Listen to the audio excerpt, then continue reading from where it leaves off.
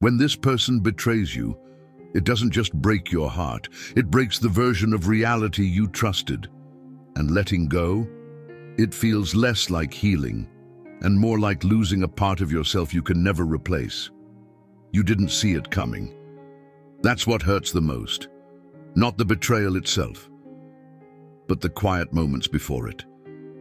The laughter, the trust, the way you believed this person was different. You replay those memories like a film stuck on repeat, searching for the exact moment where everything went wrong. But there is no clear answer. Only silence where certainty once lived. And now you're left with questions that echo louder at night. Was any of it real? Why wasn't I enough? Why did they do this to me? But here's the truth most people never tell you.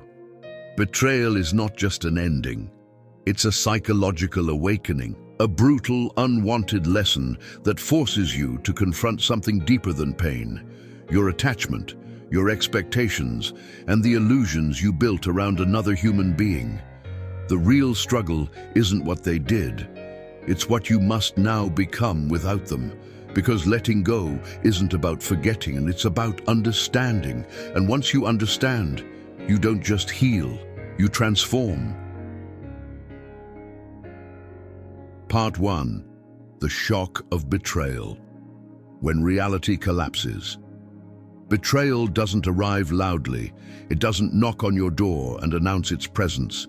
It slips in quietly, disguised as trust, as familiarity, as something safe. And when it finally reveals itself, it doesn't just hurt. It disorients you. Because the person who hurt you is the same person you once felt safe with. This is where the real psychological fracture begins. Your mind struggles to reconcile two opposing truths.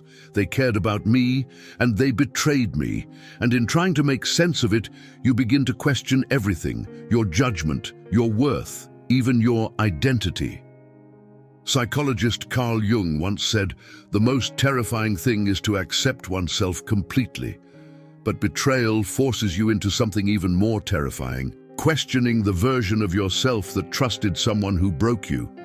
Think about it. It's not just that they lied. It's that you believed them. And that realization can feel heavier than the betrayal itself. This is why you replay memories, not because you miss them, but because your mind is trying to regain control, to rewrite a story that no longer makes sense. You search for signs you missed, clues you ignored, anything that can restore logic to the chaos. But here's the hard truth. Betrayal isn't always about your blindness. Sometimes it's about your capacity to see the good in someone who couldn't sustain it. And that's not your weakness. That's your humanity. Part 2. Why letting go feels impossible. The psychology of attachment.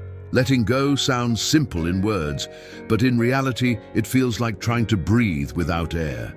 You tell yourself it's over. You know what they did. You understand the pain. And yet, something inside you refuses to release them. Why? Because you were never just attached to the person. You were attached to the feeling they gave you. The late nights, the inside jokes, the comfort of knowing someone was there. Your mind didn't just store memories, it built emotional dependencies, and now without them, your system goes into withdrawal. Yes, withdrawal. Love and attachment activate the same neural pathways as addiction. That's why you keep checking their profile. That's why you imagine conversations that will never happen. That's why you crave closure from the very person who broke you. It's not weakness, it's conditioning. Philosopher Lao Tzu once said, "When I let go of what I am, I become what I might be." But no one tells you how painful that letting go really is, because letting go doesn't just mean losing them. It means losing the version of you that existed with them. And that version felt complete. Think about it like this. Imagine building a home for years, decorating it, living in it, making memories inside it, only to be forced out overnight. Even if the house was flawed, even if it was. Making memories inside it, only to be forced out overnight. Even if the house was flawed, even if it was slowly collapsing, it was still your home. And now you're standing outside holding pieces of what once felt like everything. That's what attachment does. It convinces you that your emotional survival depends on something external. But here's the shift you need to understand. You're not holding on to them. You're holding on to the identity you built around them. And until you separate the two, letting go will always feel impossible. Part 3. The hidden lesson in betrayal. What this pain is trying to teach you. At first, pain feels pointless. It feels cruel, unfair, almost personal, like life singled you out just to break you. But if you sit with it, not run from it, not numb it, something strange begins to happen. The pain starts to speak, not loudly, not clearly, but fragments, in realizations that slowly begin to reshape how you see everything. You begin to notice patterns, not just in them, but in yourself. The way you ignored red flags because you didn't want to lose them. The way you overgave, hoping it would make you more valuable. The way you stayed silent about things that hurt you, just to keep the peace. This is where betrayal shifts from being a wound to becoming a mirror. Friedrich Nietzsche once said, "He who has a why to live can bear almost any how." And maybe, just maybe, this is your why. Not to justify what they did, and because betrayal is never acceptable, but to understand what it revealed. Because every painful ending carries a truth we were not ready to face at the beginning. Think about a time you ignored your intuition, that quiet voice that whispered, "Something feels off." You didn't trust, you overrode it with hope, and hope, without awareness, can become self-betrayal. That's the deeper lesson most people miss. Sometimes the betrayal that breaks you is also the one that reconnects you to yourself. It teaches you boundaries. It forces you to raise your standards. It reminds you that love should never cost your self-respect. And slowly, painfully, you begin to understand this wasn't just something that happened to you. It was something that changed something within you. And that change is where your power begins. Part 4. Letting go. The quiet power of moving on without closure. You expect an explanation, an apology, a moment where everything finally makes sense, but most of the time, it never comes. And that absence, that silence, becomes its own kind of pain. You imagine conversations in your head. You rehearse what you'd say if they came back.